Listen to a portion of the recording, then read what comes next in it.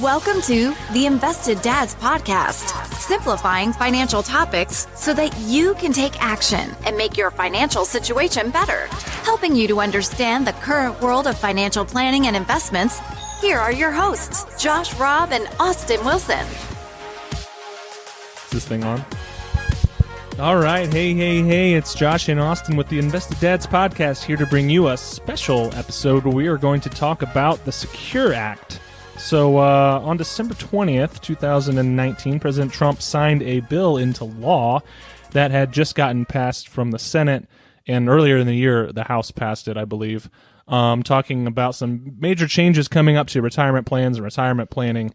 So it's called the Secure Act, like I said, which stands for setting every community up for retirement enhancement, right? That's what it stands for, Josh.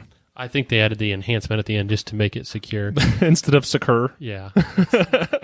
So I think in total it's got about 29 new provisions or major changes in 20 different sections. But Josh and I are here to share some of our thoughts on the key changes that are going to impact you and your retirement plan. And we're not going to talk about everything, but there's a more detailed article from Michael Kitces that we'll link in the show notes that has a little bit more detail on some of these items, but we're going to hit the ones that we think are most impactful for you guys. So Josh, start us off. All right. So like Austin said, this Secure Act was something that had been pushed for a while. There's some pieces in here that some people in our industry were really pushing for, trying to get passed, and then along with it, they've added some additional changes into this thing. So again, like Austin said, it just happened right at the end of 2019, and so they're still being debated and discussed on some of these changes and what it really means. They're waiting on some kind of recommendation letters from the IRS on how some of this will play out. So as of right now, this is kind of where we're at and what we're hearing and seeing. And there's kind of four major things we're going to talk through. And again, there's a lot that impacts our industry, but we really want to focus on things that'll impact you and your retirement. So the first piece is changes to 401k plans. And so a lot of you will have at your company a 401k plan, and that's your retirement plan at work. So one of the big changes they have there is they're now allowing lifetime income within the 401k.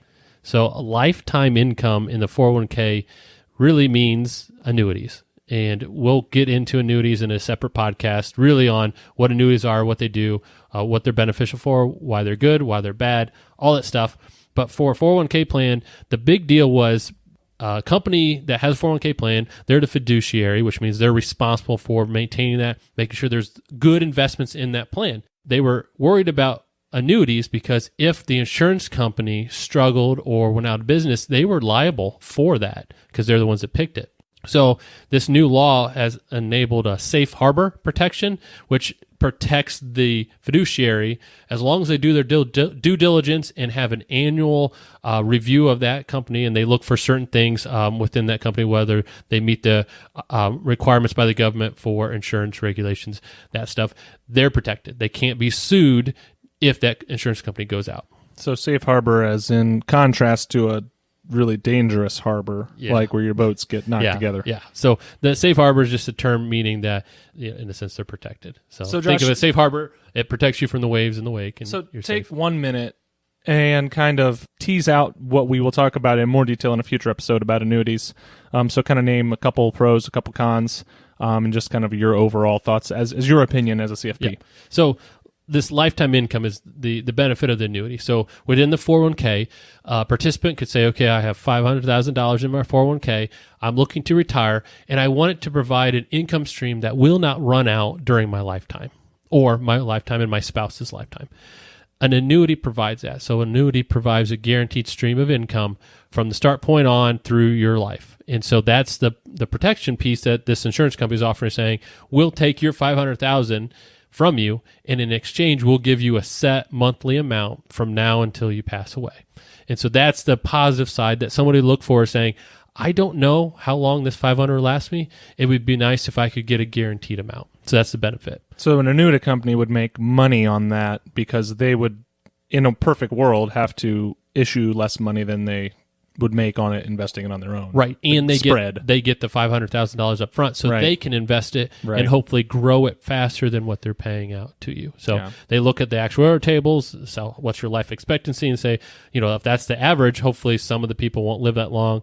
Some may live longer, but That's a morbid thought. I know. That's actuarials are, they run those numbers are very, they run that and think to themselves, this person may or may not get there. If they don't, we end up better off. If they live past it, if we can't grow the money enough, we may be out. But if they have enough people pooled together, we'll be okay. And that's what the insurance company is really doing, is pooling a bunch of people together. So it's a lot like insurance in general. Yeah, we'll have a full episode dedicated to annuities and investing in annuities in a future episode. So stay tuned for that. We'll get to that soon. Another thing that's coming up that's a part of the changes to 401k plans is that statements are going to need to show projected income payments, kind of relating to that guaranteed income, as well as the current balance. So right now, if you get a statement, it's going to say, Josh, your current balance is $498,000, and that's it. So it's just going to show $1. But the new rule is going to say that has to say, hey, that's going to be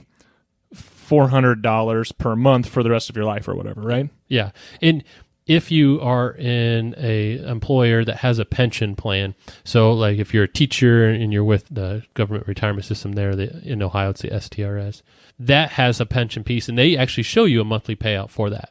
And so that's what they're trying to get to, is the 401k also is saying, okay, we want to show you a potential stream of income that could be derived from this.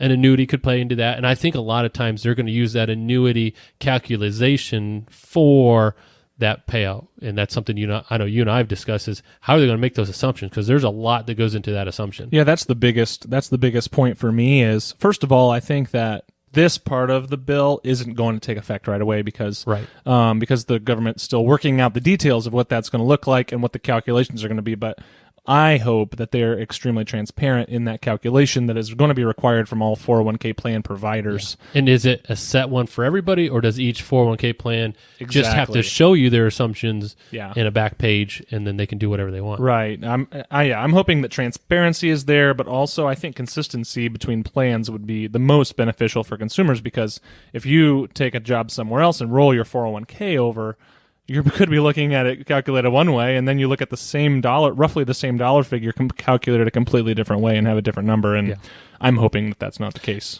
And I mean, the plus side to it, though, is, that's how people live their life. They don't look at a lump sum and say, oh, that's going to last me with, a future discounted cash flow analysis. This is what I have. That's how I live my life. That's right. But the average person says, okay, what do I get each month? How am I going to live? They look at it like a paycheck. And so I think this will be beneficial as long as the assumptions are, a conservative assumption. It'll be able to them to say, okay, my Social Security is going to give me X.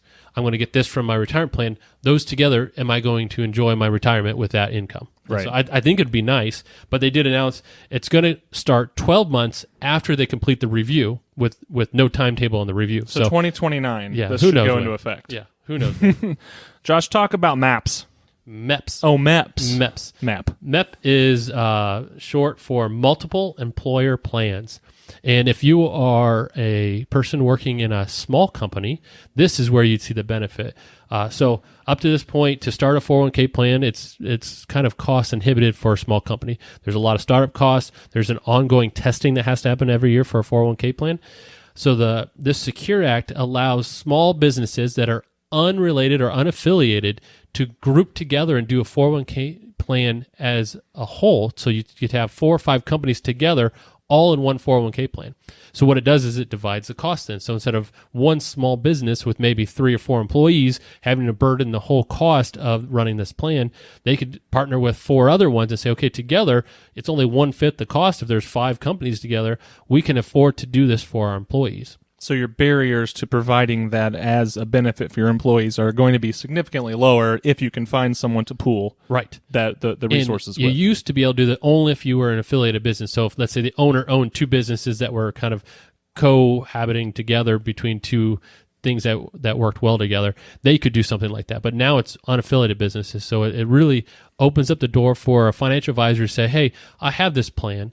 Anybody that would love to join that doesn't really think they can afford the cost can come in and split the cost. And every time somebody new joins, you're just dividing that cost. Yep. Yeah. And so it really enables small businesses to say, you know what, we'd love this additional benefit for our employees. Now we can afford it.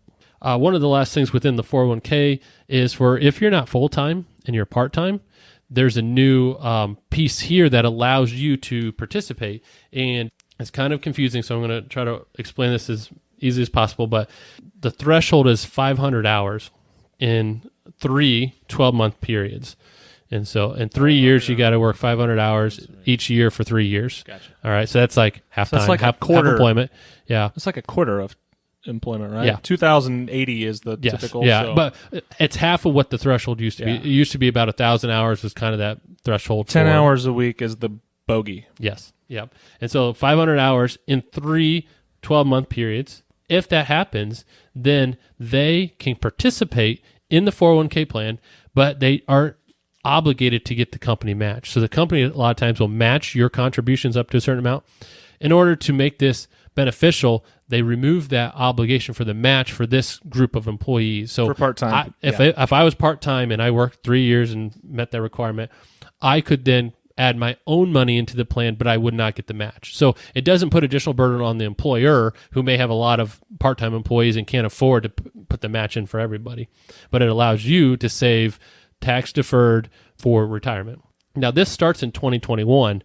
That's when the actual time starts. So it actually wouldn't be until 2024 when the first part-time person could contribute, if that makes sense, because you have to have 3 years and you can't look backwards. It has to start in 2021. So again, a little confusing, but it's a benefit for part-time employees to say, hey, I have some income. I'd love to save it if I could. I'm just not eligible. Now they can be. Awesome. This is a pause of your regularly scheduled show to bring you the dad joke of the week. I love dad jokes. And I want to let everyone know on the record that I did not preview this joke by Josh, so any reaction he has, this is authentic. I'm ready. All right, Josh, here we go. Dad joke of the week. Why did the dad take a while to decide on a haircut? I don't know, Austin. Why? I can't even say it You can do that without laughing. I want to say it all one time Okay, together because so I can't laugh. Why did the dad take a while to Decide on a haircut. decide on a haircut? Okay. Because he had to mull it over. Mull it over. I love it. I love it. I love dad jokes. I know. My wife, shout out to Jenna, she actually got me a book called Dad Jokes. Terribly good dad jokes for Christmas. Oh, that's nice. So listeners can expect some of those Dad trickle jokes. in once in a Oh, while. I love it. And we're back with the Invested Dads. All right, next up, 529 plans. So there were some changes around 529 plans. And Josh, take 5 seconds and just kind of explain what a 529 plan is and then talk about those changes. Yeah. So again, we're planning on a whole episode on college savings and college retirement or college planning in general. But a 529 plan is a college savings plan where you put money in and it grows tax-free. And if you use it for qualified college expenses, which there's a whole fun stuff on that, it then has no tax on the distribution for those. So it's a great savings vehicle for college because there is the ability to grow your money without paying any tax and then use that additional amount for college, and there's no tax owed. So 529 plans are great. I think every state now offers their own plan. The cool thing is you don't have to use the one in your state. You can choose whatever you want based on benefits. Your state may offer some incentive to use theirs where you get some sort of tax deduction on your state taxes. But in general, it's a great way of saving for college expenses. So one of the things that changed here, and again, there's a lot that goes on 529s. We'll talk about that in our episode, but this one is just focusing on what changed. And what changed was they added the ability to use your 529 plan for college loans or college debt. So in other words, if I have a 529 plan, I'm done with school, so I have money left over, I could then use that to pay off those loans. Up to this point, you were not able to. It was only for incurred college expenses. They capped that at $10,000 limit per account.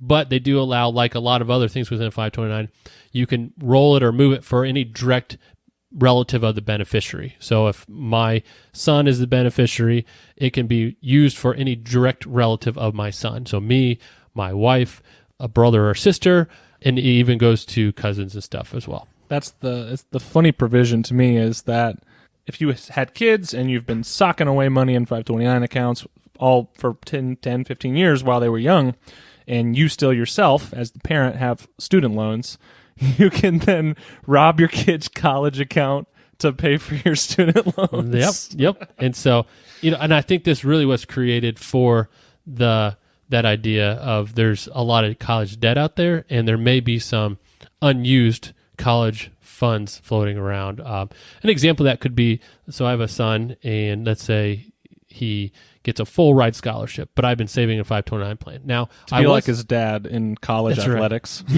Yeah, right. Yeah, right. And so he doesn't need any money now because he's covered with scholarships. Now, the 529 allows me to withdraw what would have been the cost, and I could take it out.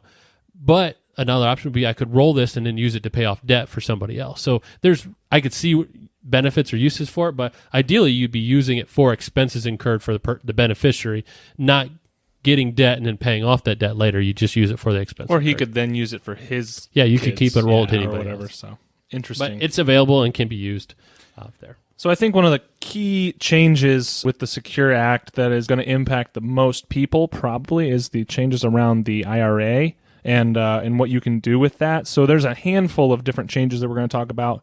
But number one, a new change that you can do is if you are either A, having a child, or B, adopting a child, for as many times as you either have a child or adopt a child, so you can have 100 kids, and you can withdraw penalty-free $5,000 per adoption or birth out of your IRA. Now, this does still count as taxable income, so it's taxable at your normal income tax rate, but what you're avoiding at this point is the 10% early withdrawal penalty that you would have had associated had you done that under the old rules. Yep. And so they have some caveats in there. It has to be an incurred expense, so you can't pull it out prior to the expense. So, you can't do for the early adoptions. You have to wait till the adoption is completed before you could withdraw it to reimburse yourself, in a sense, for those costs. And it works for IRAs, and I believe 401ks too are included in this. So really what you're doing is just makes it a qualified distribution, meaning there is no penalty, even if you're not 59 and a half when those penalties go away. Now, I think one of the caveats also is that it has to be used for humans. I don't think pets. So I don't think you can be like, I'm adopting an Australian Shepherd, so I need $5,000. Yep. That might be in the next iteration, but for now, I don't think that's on the table. And then the RMD age changed as well, Josh, right? Yeah. So, back to the adoption.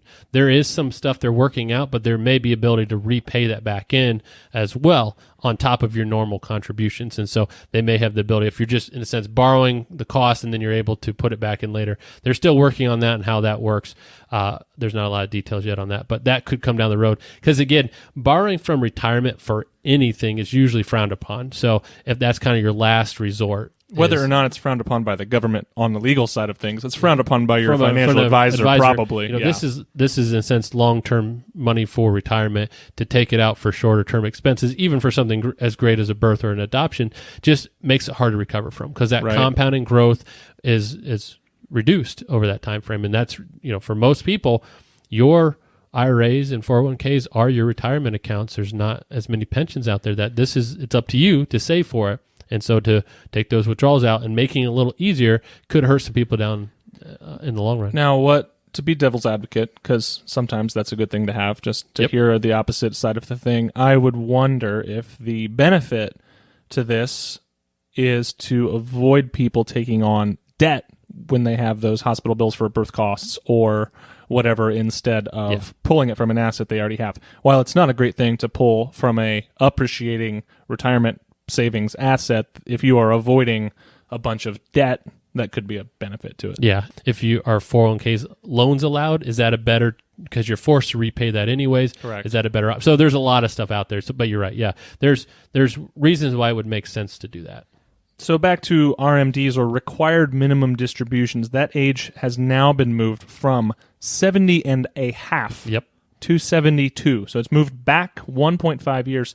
It was always weird to me that was at a half a year, and that was due to the time whenever that was made back in the day. The actuarial tables said that was when it needed to happen. People thought it'd be fun to One make half it more year. complex. So everyone's calculating based on 365 days, and this is when I was born, divide that by 2. That half year is gone. So I think just to have a whole year, this is a big win. Yes, I would. It's a lot easier to understand. People know when they turn 72. No one celebrates the 70 and a half birthday, or at least most people don't, I guess. And that's really, an RMD is required in the year you turn that. So if I turn 70, if I turn 70 in July 2nd, my 70 and a half isn't until January of the next year. So that's the year I have to take my required distribution. So it's really weird because that's actually the year I'm turning 71 by calendars. It's really confusing.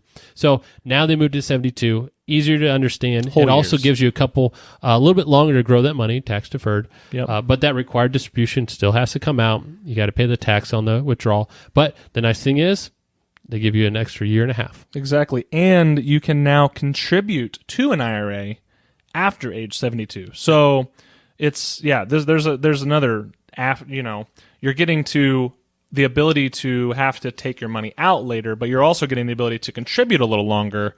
So that's another benefit that's coming from that. So prior to this law, you had to stop contributions once you hit 70 and a half. When the required distributions happened, you could no longer contribute even if you had earned income. They've removed that and said at any age you can contribute as long as you have the earned income that matches the criteria. And so for the 72 required distribution and the 72 for contributions, it's nice that there's a little more flexibility again with retirement savings. And with people working longer, it gives you that nice benefit there that if you are working longer and you can contribute, you can add a little more into that. And there is, you can still do a spousal contribution as well, right? Yes. Yep. So the spousal is if you file jointly, they don't have to have earned income as long as you together have earned income. Gotcha. So what about QCDs? Yeah. So QCDs are qualified charitable There are so distributions. many acronyms I know, in this business. It's a lot. So what that is, and there's a great podcast right there on just the tax advantages of giving through your IRA.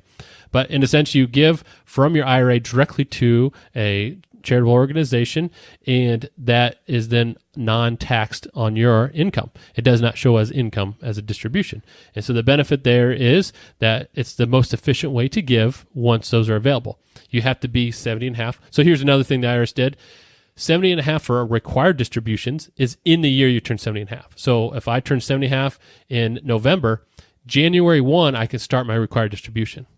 For qualified charitable distributions at 70 and a half, I actually have to be 70 and a half by the day. On the day. Yes. Not so the- I in the can't, year. in January, take my QCD. I have to wait until the day after I turn 70 and a half to start my QCDs. So that's another good reason the 72 is in effect on the RMD side it of fixes things. that. So that fixes half They of it. did not change the QCD at all. So it still stays 70 and a half. So That's in a good theory, thing. Yeah. at 70 and a half, someone could start giving to charity through their IRA even before they have required distribution. And you're still limited to $100,000 per year of a qualified charitable distribution, but you wouldn't have to worry about the RMD at that point. So there's a little bit of room in there between the two, but long story short, it's a great way to give, and now they haven't really touched that at all. Nothing's changed. And I think the most controversial IRA change that is in this bill is relating to inherited IRAs, also known as stretch IRAs. And Josh, go ahead and explain that difference, the biggest change that could impact a lot of people. Yeah. So up to this point, everything's been a positive, or at least a forward movement in what they were trying to do to help the average person in retirement. This is how they're going to pay for all those changes. So moving from 70.5 to 72 took away a lot of tax from the IRS. The government lost revenue by stretching that out a little farther when you had to start. So to pay for that, they decided that what they're going to do is eliminate the ability for someone who receives an inherited IRA. So if my parents pass away and I receive an IRA, I was able to, prior to this law, to take required distributions over my life expectancy, not my parents. So if my parents pass away at 80, their life expectancy was shorter than me at, let's say, 50. So that 30-year difference, I get to take fewer or lower distributions for longer. And now the IRS says, nope, what you have to do now is if you receive an inherited IRA, and we'll walk through some of the caveats.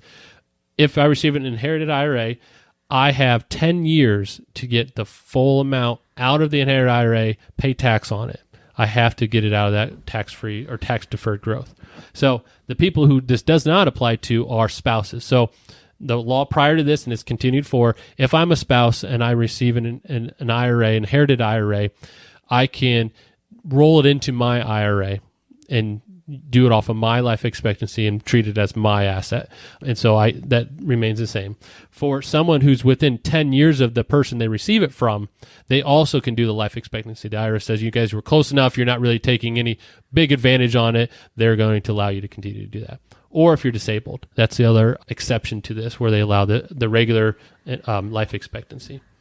But for everybody else, it's a 10-year window. You have to pay the tax, get it out of the IRA. It doesn't have to be equally through those 10 years. It could be in year 1, it could be year 5, year 7, year 10. It doesn't matter. By the 10th year, it's all out.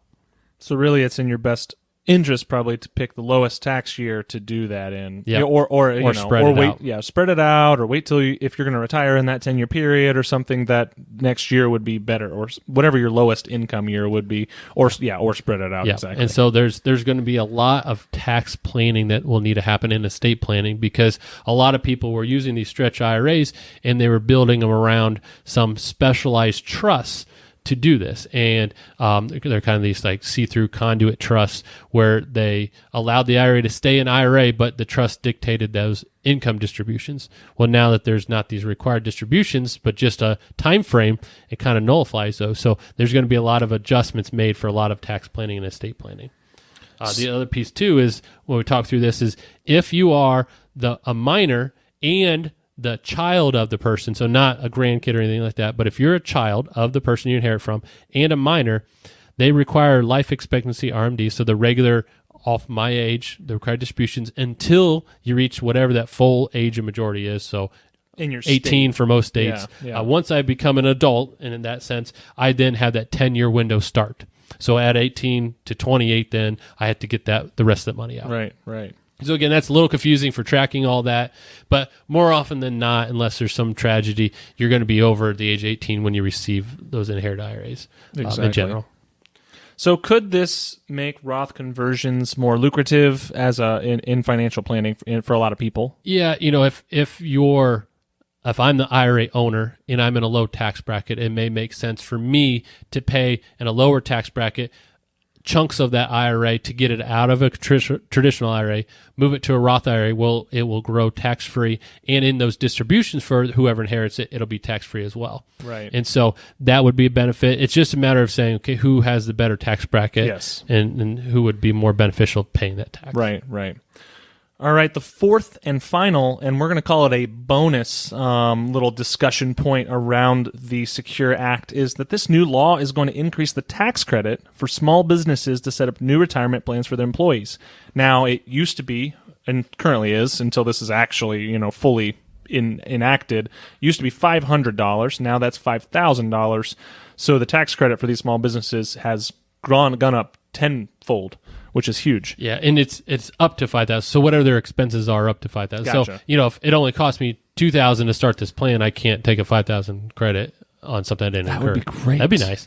But what it does do is, again, for the first 3 years of the plan, it gives the ability for a small business, small company to kind of offset those costs to make it beneficial. If you couple this with the above, with what we talked about earlier, where we're talking about the grouping, the MEP, not MAP, Austin, MEP. If you group those two together and you say, hey, this is really going to make it much more lucrative and much more attainable for small businesses to offer this as a benefit, as part of the package for their employees. Yep. So I think that's a very good thing there. And then the other benefit is if they do auto-enrollment, meaning if I join the company, I'm automatically in the 401k. I have to opt out, which in my opinion is a great thing to have, because most people need to be saving, and forcing them into things sometimes is the best way to do it. They get an additional $500 credit. And so there's some nice things there that to give an incentive to companies to offer these plans. So next up, I just wanted to say that I got a lot of this information. So as I'm on the research side of things. I don't necessarily deal with clients and the financial planning as much as Josh does, which is why he was instrumental in putting some of this discussion together today. So thanks for the preparation on that. But I got some high-level information and a great summary from a newsletter that I subscribe to called 7 a.m. Saturday that is actually provided and sent out weekly from our colleague, Adam Zerker. And so we'll throw the link in the show notes below on where you can sign up for that. But it's a really nice weekly sent out at 7 a.m. on Saturday newsletter where you can talk about financials and performance and stuff that's going on like that, as well as financial planning topics like this one. So that was something where I got some very high-level, wonderful summary of something that was easy to digest and understand as someone who's not as in the weeds maybe as Josh is. So if you're interested, click on the link below. You can totally sign up for that newsletter and get a nice email once a week with some good information on that.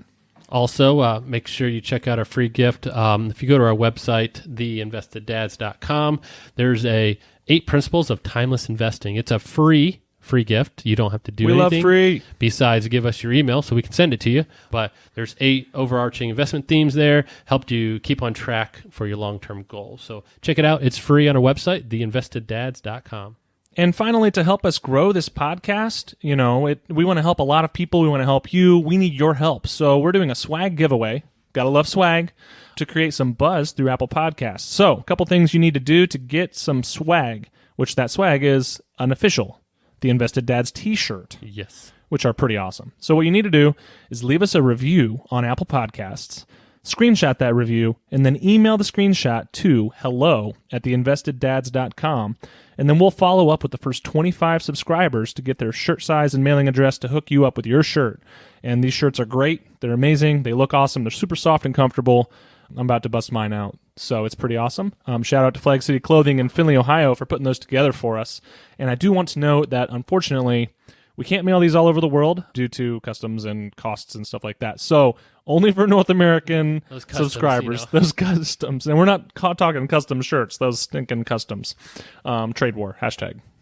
I don't know if that would have anything to do with it, but it is expensive. So North American subscribers only. So US, Canada, Mexico, we'll send you a shirt. Glad to do that. But yeah, so leave us a review on Apple Podcasts. We're so excited if you would do that for us. And in case you missed it or just started listening to us, check out a recent episode where we talk about dividend investing for dummies. So that's where we talk about what is dividend investing, why it matters, and what are different approaches to investing for long-term success. And we're not calling you dummies. It's mostly us. Yes. As we or dividend investing for dads. Or invested dads. I don't know. Call it what you want, but check it out. It's another recent episode, and it's really great. So thank you for your time. Thanks for listening. If you like what we're doing, just click that subscribe button. We'd love to have you join us as we keep publishing these episodes every week. Thanks very much. Yep. Talk to you later. Have a great day. Bye. Thank you for listening to the Invested Dads podcast. This episode has ended, but your journey towards a better financial future doesn't have to. Head over to theinvesteddads.com to access all the links and resources mentioned in today's show. If you enjoyed this episode and we had a positive impact on your life, leave us a review, click subscribe, and don't miss the next episode. Josh Robb and Austin Wilson work for Hicks & Zerker Capital Management. All opinions expressed by Josh, Austin, or any podcast guests are solely their own opinions and do not reflect the opinions of Hicks & Zerker Capital Management. This podcast is for informational purposes only and should not be relied upon for investment decisions. Clients of Hicks & Zerker Capital Management may maintain positions in the securities discussed in this podcast. There is no guarantee that the statements, opinions, or forecasts provided herein will prove to be correct. Past performance may not be indicative of future results. Indices are not available for direct investment. Any investor who attempts to mimic the performance of an index would incur fees and expenses which would reduce returns. Securities investing involves risk, including the potential for loss of principal. There is no assurance that any investment plan or strategy will be successful.